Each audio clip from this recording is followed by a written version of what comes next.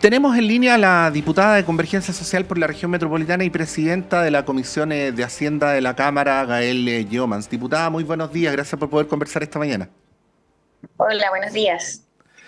¿Cómo recibe la propuesta del gobierno?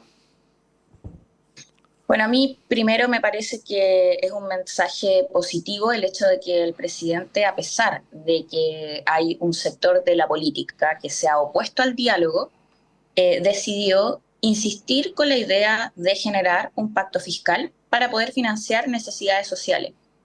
Eso más allá, ¿cierto?, del mecanismo, porque efectivamente no se va a poder hacer mediante la insistencia, ¿cierto?, con el proyecto de ley original de la reforma tributaria, sino más bien con distintos mecanismos administrativos, proyectos de ley que se van a ir presentando durante el tiempo que viene y que además viene a ser eco de un acuerdo al que se logra llegar con pymes, con gremios y también quizás es por fuera del marco de la institucionalidad política para quienes no estuvieron disponibles a conversar. O sea, la UDI no quiso ni siquiera escuchar y ahora, cierto, viene a reclamar. Yo creo que hay que también decirle a la ciudadanía que del ministerio hubo reuniones, hubo conversaciones, se incorporaron elementos con Evópoli, con demócratas, con los demócratas cristianos, y no hubo ahí problema a pesar de que ninguno de ellos sean parte, ¿cierto?, de la alianza oficialista. ¿Y cómo se toman estas reacciones entonces? Yo sé que se lo tengo Yo que creo, preguntar a ellos, pero como le estoy entrevistando a usted, se lo tengo que preguntar a usted. no, claro. Bueno, en primer lugar, creo que ese sector siempre se ha negado a poder avanzar en una reforma tributaria, en justicia tributaria, en poder combatir la evasión, a pesar de que hacia afuera han señalado otra voluntad. En los hechos, cuando se ha discutido en el país reformas tributarias, ocurrió también durante el periodo de la presidenta Bachelet, los primeros que golpearon la mesa y señalaron que no estaban disponibles para avanzar en esas materias fue la UDI y fue los sectores más conservadores y reaccionarios del país. Pero creo que ellos están yendo más allá, incluso que republicanos, ¿cierto? En el sentido de no estar disponible ni siquiera a conversar. Eso al menos no lo habíamos visto durante este periodo. Sí, ahora, a ver, vamos a volver al tema del pacto fiscal, pero le quiero hacer una pregunta más general, diputada. Se instala, por lo menos lo veo desde acá, luego se lo pregunto, un cierto bloqueo, ya no vamos a hablar del gobierno, porque ese es un asunto más general, pero de la discusión sobre políticas sociales. O sea, no se puede avanzar en pacto fiscal, no se puede avanzar en reforma previsional. eh, y es una oposición que de alguna manera está firmada o que nace o que proviene del resultado del plebiscito del año pasado, ¿no? Donde de alguna manera cambiaron los ejes de la discusión política. ¿Qué podría decir sobre esto? Porque es un entrampamiento peligroso que termina dilatando cuestiones que efectivamente la ciudadanía necesita, em, pero que adicionalmente termina escudándose en argumentos que quisiera pensar que si los conversáramos así honestamente, no tendrían cómo sostenerse, como por ejemplo hablar una y otra vez en la radio, en la tele, la vía usted también el domingo en un canal del ministro Jackson, el ministro Jackson, el ministro Jackson. Bueno, eh, se lo pregunto como presidente de la Comisión de Hacienda, pero también como militante política. ¿Cuál es su análisis sobre ese momento, en este momento en el que estamos, digo, para efectos bien concretos del debate sobre las políticas sociales, ¿no? Ujú.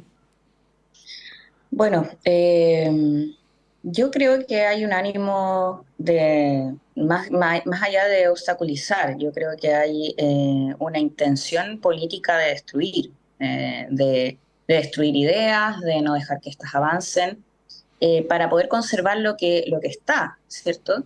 Para poder conservar el modelo de pensión administrado bajo la lógica que tienen las AFP, para poder conservar también la mirada que hay en materia de salud y que lo público se siga encasillando en el pequeño cuadro y margen que tiene el día de hoy y que al final eso es lo que nos tiene en la situación en la que estamos, de precariedad, de falta de seguridades sociales, de no saber qué te va a pasar mañana y que por lo mismo no tengas certeza de si vas a poder pagar tus cuentas o incluso las necesidades más básicas. Si te despiden de la pega, ahí quedaste, ¿cierto? Yo creo que si no hay seguridad social, no hay respaldo, no hay garantía, y eso es lo que está en juego, ¿cierto? Cuando no te dejan avanzar, defendiendo además eh, posturas que yo más bien son simples escudos, ¿cierto? Son argumentos que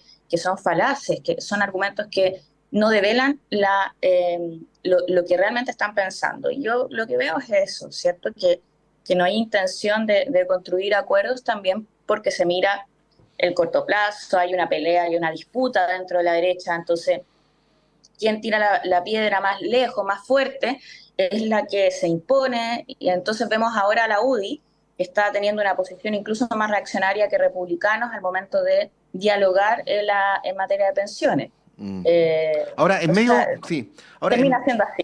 ahora, es medio temerario pensar que lo que la ciudadanía de verdad quiere es que no aumenten las jubilaciones o que no se financien las políticas sociales. O sea, igual hay una interpretación un poco laxa del escenario político. Bueno, lo digo yo, usted la entrevistada diputada, ¿no? Pero todo esto en nombre de que la gente está votando por el Partido Republicano, entonces no entiendo muy bien cómo eso debería traducirse en suponer que la gente no quiere que aumenten las jubilaciones. Eh, No, yo también creo, yo no veo que esa sea la posición mayoritaria de la ciudadanía. mm, Simplemente, claro, quizás hay un mundo que ha ido viendo en republicanos, en otras articulaciones políticas, dado que estamos en un momento, cierto, de crisis de legitimidad que mm, todavía no cierra. Entonces, en la medida que sus ideas también se vayan plasmando en cuestiones más concretas y sus liderazgos se pongan a prueba de tener que no solamente criticar, no solamente manifestar malestares, sino que gobernar, ¿cierto? ujú, Que republicanos además es muy extraño porque no se hacen cargo de que ellos sí han sido parte de por lo menos del gobierno de Sebastián Piñera uno, fueron mm, parte. ujú. José Antonio Caz era parlamentario, ¿cierto?, en Sí, esa época, de la UDI, del y era oficialismo. parte de esas fuerzas de gobierno. Mm, Claro, y ahora decir, ¿cierto?, como que ellos son algo tan nuevo, efectivamente tienen eh, eh, gente que no viene, ¿cierto?, de esas experiencias, pero eh, de acá de lo nuevo nada, es simplemente conservar lo que hay. Y para eso, o sea, si la gente quiere mantener su actual estado de vida, que vote entonces por los republicanos, porque eso es lo que ofrecen, ¿cierto? Que se mantenga el modelo de pensiones, que se mantenga el modelo de salud, y por lo mismo yo lo que veo es que más bien se vota por ellos por la expresión de malestares que puede cuajar en ese momento, en esa foto, por parte de esos liderazgos como también por parte de otros. ujú. Las necesidades se siguen manteniendo y así lo han revelado las encuestas, las opiniones, ¿cierto? En general, cuando se habla de las prioridades siguen siendo las mismas de hace 10 años, cuando hablamos de pensiones, de salud, ¿cierto? O sea, hace 10 años que estamos hablando de estas temáticas o incluso más. Y eso devela también necesidades que no han sido resueltas. Sí, estamos conversando con la diputada Gael Llomans, presidenta de la Comisión de Hacienda de la Cámara. Volviendo a la discusión sobre el pacto fiscal, aunque en realidad toda esta entrevista ha sido, aunque sea subliminalmente, sobre el pacto fiscal. Claro. Le cito al diputado Guillermo Ramírez, no es un pacto. Diputado Guillermo Ramírez de la UDI, jefe de la bancada, disculpen, para decir que no habla solo a título personal, sino que en nombre de todos sus colegas de partido, ¿no? No es un pacto, ellos no acordaron nada con nosotros, no se sentaron a conversar, no hubo propuestas concretas para que las discutiéramos antes de la presentación, tampoco con las pymes, tampoco con las medianas y grandes empresas. Su respuesta frente a esa afirmación. Porque si Bueno, fuera yo como dice primero, el diputado Ramírez, él tendría toda la razón en oponerse a la propuesta. claro, claro.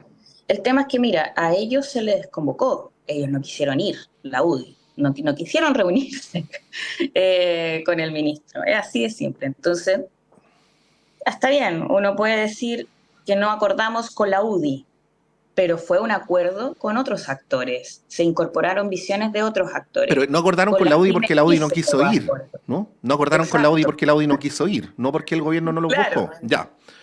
Exacto, el Esa es la, gobierno. es en su testimonio la verdad, ¿no? Así es, y Ya. eso es lo que también ha señalado el ministro de Hacienda, que es quien ha estado a cargo de llevar a cabo estos diálogos. Así se reunió también con otros actores, como te decía, del mundo político, se reunió con Evópolis, se reunió también con Pero demócratas. el diputado Ramírez dice que el gobierno no se reunió con las pymes. ¿Es verdad eso? Eso no es verdad, eso no es verdad. Y las mismas pymes pueden dar cuenta, y las vamos a escuchar en la Comisión de Hacienda, por cierto, de lo que fue incorporado a propósito de los acuerdos a los que se llegó con ella. Hay varios elementos bueno, ahora cuando se ve al detalle, además esto me parece bien extraño de tener una posición tan tajante respecto al contenido de proyectos de ley y de ideas que todavía ni siquiera se han presentado y algunos están amenazando de que quieren recurrir al Tribunal Constitucional. O sea, eso, por ejemplo, no lo había visto. Acudir al Tribunal Constitucional por proyectos que ni siquiera se han presentado. O sea, es de una mirada que demuestra, ¿cierto?, cuál es el interés, cuál es el afán. El afán es que no avancemos, que el país no avance, que el país se estanque. Esa es la posición que tiene la UDI y que y que según ellos les va a favorecer políticamente, pero claro, a cuesta del país. Eso yo creo que es de una mezquindad tremenda. Ahora, a mí me parece bien curioso, diputada, porque, a ver, voy a aprovechar de decir algo que probablemente sea desagradable para los ciudadanos y ciudadanas que se autodefinen más como de izquierda, ¿no? En el principio de este debate estábamos hablando de reforma tributaria. En algún momento pasamos a hablar de pacto fiscal porque parecía ser que no estaba el horno para los bollos de la reforma tributaria. O sea, quiero decir que si uno analiza en detalle la propuesta del ministro Marcel, por lo tanto del gobierno, esto tiene mucho más de aumentar la eficiencia del Estado, mejorar los mecanismos de recaudación, que de subir impuestos y de hacerse cargo de la función redistributiva de la política tributaria, ¿no? Eh, pero sin embargo, una propuesta que en mi consideración recoge más las tradicionales inquietudes de la derecha y del centro, y de hecho así lo dice el mismo diputado Undurraga, es rechazada tan enérgicamente. Entonces no se entiende. O sea, a ver, lo voy a decir así, diputado. Si usted está en desacuerdo conmigo, por favor dígalo con toda libertad. Esta es mucho más una propuesta de centro o de derecha tipo en términos fiscales que una propuesta de izquierda, ¿no? Yo Eh, veo que Digo, dadas las condiciones, ahí yo le doy la palabra para que usted lo desarrolle el punto, o discrepe o me corrija, en fin. yo veo que es una propuesta que complementa puntos de vista, Ujú. porque, claro, la reforma tributaria que se presentó tenía distintos elementos y efectivamente fue rechazada, ¿no? Si insistíamos con el contenido tal cual como estaba y con esa estrategia, ¿cierto?, Sí. de insistir en el Senado, requeríamos 2/3, y ya con todos los portazos que hemos recibido durante este tiempo, íbamos directo a que esa propuesta no iba a ver la luz. Yo veo que era importante no seguir ese mismo camino, Mm. ¿cierto? El mismo camino que tuvimos en la Cámara de Diputados, sino que buscar otra estrategia, otras fuerzas, ¿cierto?, para poder impulsar la reforma y actores que también nos acompañen en ese camino por sus intereses, ¿cierto?, que es legítimo y que además me parece positivo a propósito de que también se requiere que sectores, por ejemplo en el caso de las pymes, sectores que muchas veces no son incorporados en términos sustantivos, ¿cierto?, en el modelo económico, esta vez sean escuchados y que sus opiniones también sean incidentes en la política pública. Eso lo vimos también tanto en el salario mínimo, en las 40 horas, y tuvimos un buen resultado de esos proyectos de ley, independiente de que, claro, uno no gana del todo por el todo, pero sí hay avances, y creo que eso es bueno también reconocerlo en la medida que la realidad es esta, no tenemos mayorías en el Congreso, pero aún así eso no puede ser que el resultado de esa ecuación sea que el gobierno tenga que renunciar, ¿cierto? Que tenga que echar los brazos abajo, ¿cierto? Sino que al contrario, y eso es lo que me gusta el mensaje que da el presidente ayer, no hay renuncia. Se mantiene el interés por avanzar en justicia tributaria. Y por eso yo, respecto a ese tema en particular, no hay renuncia, simplemente hay un cambio de método, ¿cierto? No, claro, De sí. no llevar todo en un mismo paquete de un proyecto de ley, sino más bien ir parcelando también las discusiones. Algunas ingresarán ahora, otras tendremos que esperar que pase hasta marzo, por ejemplo, en materia de justicia tributaria y de aumento de impuestos a la renta, de las rentas más altas, no de los sectores medios y a quienes más les cuesta llegar a fin de mes. Y eso se va a ver desde marzo en adelante. Eso lo vamos a tener, no hay renuncia ahí, solo que hay complementación con otros factores para, como te decía, lograr más fuerza para empujar este pacto fiscal.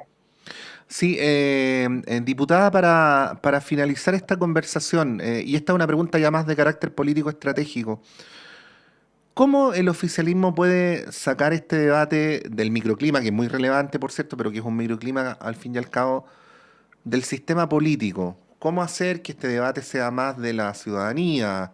Que las personas sepan en sus legítimos y distintos puntos de vista lo que les conviene y lo que no les conviene en esta discusión, ¿no?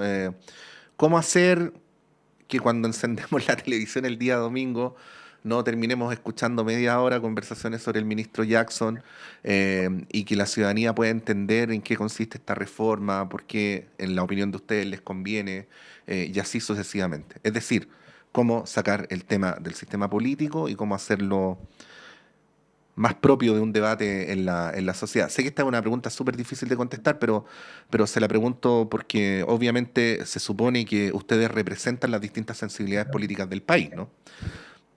Así es.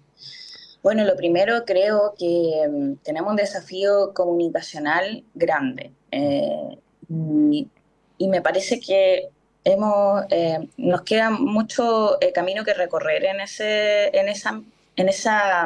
trayecto. Tanto respecto a cómo uno llega el mensaje, ¿cierto? Cuando hablamos de pacto fiscal y conceptos que son lejanos, que no están en el día a día de las personas, hay que hacer más esfuerzos para que lleguen, para que conecten con sus necesidades, ¿cierto? Porque además conectan completamente, simplemente que para aumentar la PGU se requiere financiamiento y eso se logra, ¿cierto? No cargándoles a ellos con más impuestos, con el pago del IVA, que es lo que sostiene, ¿cierto?, en gran parte el sistema tributario, sino que los que más tienen tengan que contribuir según sus ganancias. Y así también con otras temáticas.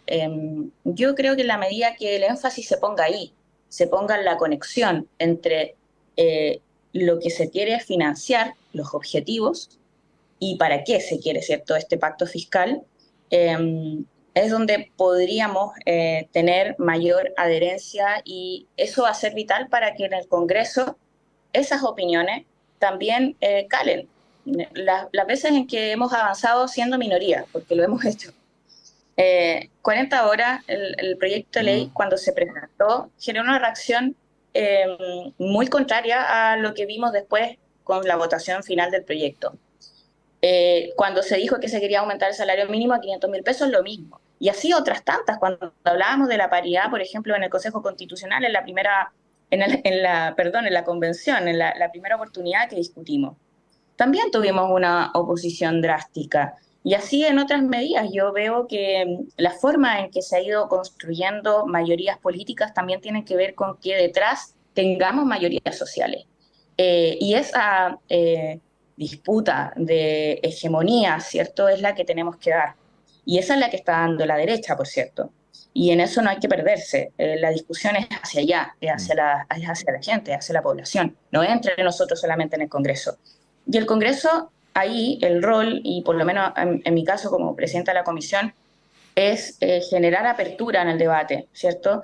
Que si estamos hablando de las pymes, sean las pymes las que hablen por ellas mismas y no el diputado Ramírez. Yo no sé por qué se siente, ¿cierto?, con la potestad de hablar a nombre de organizaciones que él no forma parte, ni tampoco tiene voto, ni representación, ni voz. Son ellas las que tienen que hablar por ellas mismas. Y bueno, así van a ser escuchadas, lógicamente, también en la Comisión de Hacienda. Diputada Gael Jomans, muchas gracias por esta conversación. Que tenga un buen día. Gracias a ti, que estén bien. Ahí estaba la representante de Convergencia Social de la región metropolitana, presidenta de la Comisión de Hacienda de la Cámara, Gael Jomans, refiriéndose a, bueno, a la propuesta de pacto fiscal anunciada ayer, a las reacciones que ha producido y también a su viabilidad política y legislativa. Son las 8:32, breve alto.